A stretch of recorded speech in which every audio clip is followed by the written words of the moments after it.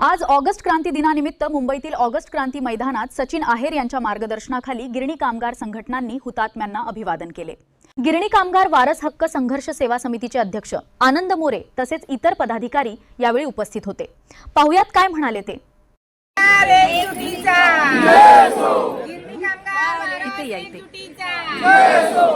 भारत माता की जय, वंदे मातरम।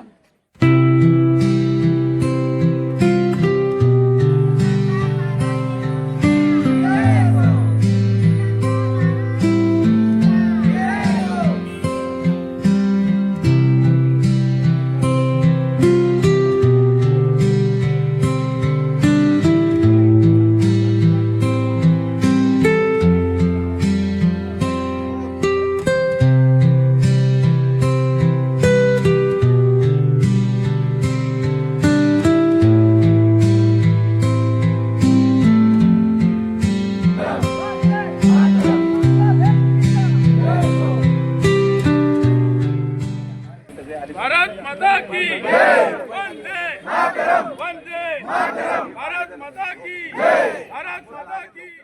ऑगस्ट क्रांती दिन आज देश स्वतंत्र झाला 1942 ला महात्मा गांधी आणि इतर नेते सगळे इथे जमले होते आणि त्यांनी चले जावची घोषणा केली, कारण तेव्हा इंग्रजांचं राज्य होतं। आता तशीच परंपरा गिरणी कामगार त्यापासून आणि काही माथाडी गिरणी कामगार इतर गिरणी कामगार 9 ऑगस्टला आवर्जून सगळे आपली बाजूला कामं सारून श्रद्धांजली व्हायला येतात। असं आमच्या गिरणी कामगारांची परंपरा आहे।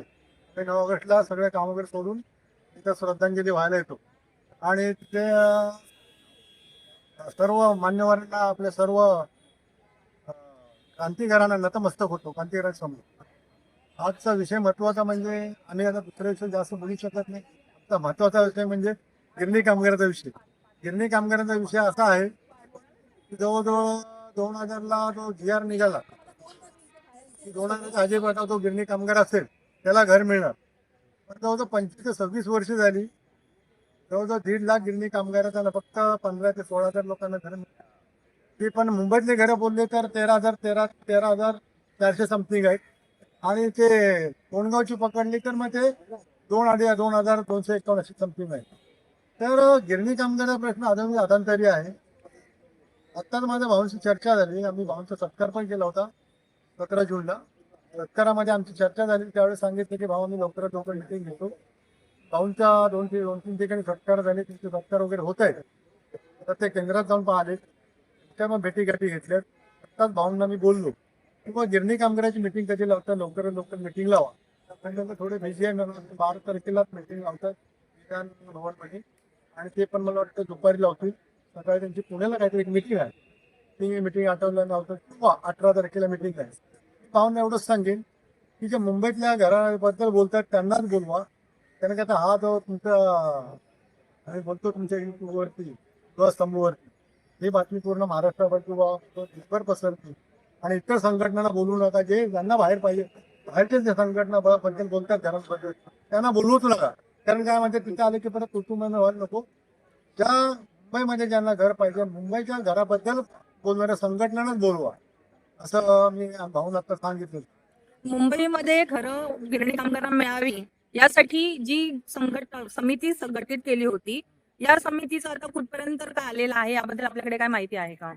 नाही, आम्ही तसं आत्ताच मला वाटतं गेल्या 8 दिवस झाले मोहिते साहेबांनी एक पत्र दिलं, असं मुक्ता साहेबांना अध्यक्ष आहेत त्यांना, आणि त्या पत्रामध्ये त्यांनी उल्लेख सांगितला की आमची जी 17 जूनला जी मिटिंग झाली त्या मिटिंगला बाबा तो 2 महिन्यानंतर मी मिटिंग घेतो। जवळजवळ मला वाटतं ह्या 17 ऑगस्टला 2 महिने होतील, तर त्या 2 महिन्याच्या अगोदर जे जे काय लेखाजोखा असेल, कारण अधिवेशन होतं म्हणजे जो काय लेखाजोखा असेल तो तुम्हाला आम्ही सांगतो।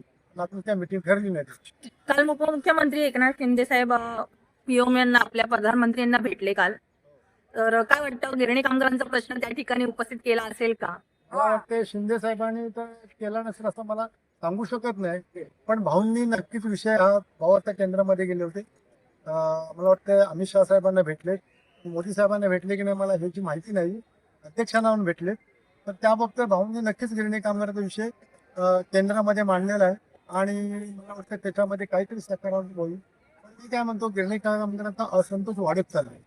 सरकार आपलं आहे, दिल्लीपासून दिल्ली पण सरकार आपलं आहे, पण म्हणावं असं काही हालचाली होत नाही. तर मी भाऊंना आताही सांगेन आणि तुमच्या चॅनलद्वारे पण सांगू इच्छितो, जी ट्रान्झिशन आमची घरं आहेत, जवळ 5,500-6,000 घरं आहेत, ती जर गिरणी कामगारांना त्याची लॉटरी काढली तर कुठे ना कुठे ते गिरणी कामगारांचा असंतोष आहे तो जरा शांत होईल. आता काही माहिती आहे का, तर नुसतंच आश्वासन होईल. आश्वासनाला काही अर्थ राहणार नाही आणि परत पोकळी निर्माण होईल, एक दरी निर्माण होईल. एका बाजूला मुंबईमध्ये घरे मिळावी यासाठी जागांचा शोधण्यासाठी एक समिती गठीत केलेली आहे आणि दुसऱ्या बाजूला गिरणी कामगारांना सातत्याने फोन येत आहेत की शेलू आणि वांगणीमध्ये घर घेण्यासाठी. तर यामध्ये आपलं काय बोलणं झालेलं आहे का आपल्या या सगळ्या सरकारबरोबर? नाही, त्याच्याबद्दल बोलणं बऱ्याच वेळा झालं. सरकार काय म्हणतंय, सरकारचं मत आहे आम्ही बाहेरची घरं देतो, ज्यांना घ्यायचं त्यांनाच घ्या. आम्ही असं म्हणत नाही की जबरदस्ती करत, पण बरेचसे जसे कामगार त्याच्यामध्ये चुकून काही लोकांनी कन्सल्ट दिलेलं, म्हणजे संमतीपत्र दिलंय आणि त्यामुळे कामगारांची चुकून दिशाभूल झाली. त्या कामगारांना आम्ही हे करतो की तुम्ही काय घाबरू नका, तुम्ही काय त्याचं काय टेन्शन घेऊ नका. तुम्ही एक पत्र शिंदे साहेबांना द्या, दुसरं पत्र त्या जो ज्या कन्सल्ट ज्याला दिलं असेल, सेलूला दिला असेल तो वागणीला दिला, त्यांना एक द्या पत्र आणि एक कॉपी आमच्याकडे द्या. मग त्याचे आम्ही पाठपुरावा करून बाबा लवकरात यांचं कन्सल्ट मी जबरदस्तीने घेतले. कारण ते बोलतानाच बोलतात की तुम्हाला मुंबईमध्ये घर लागलेलं आहे आणि तुम्ही आम्हाला कन्सल्ट द्या.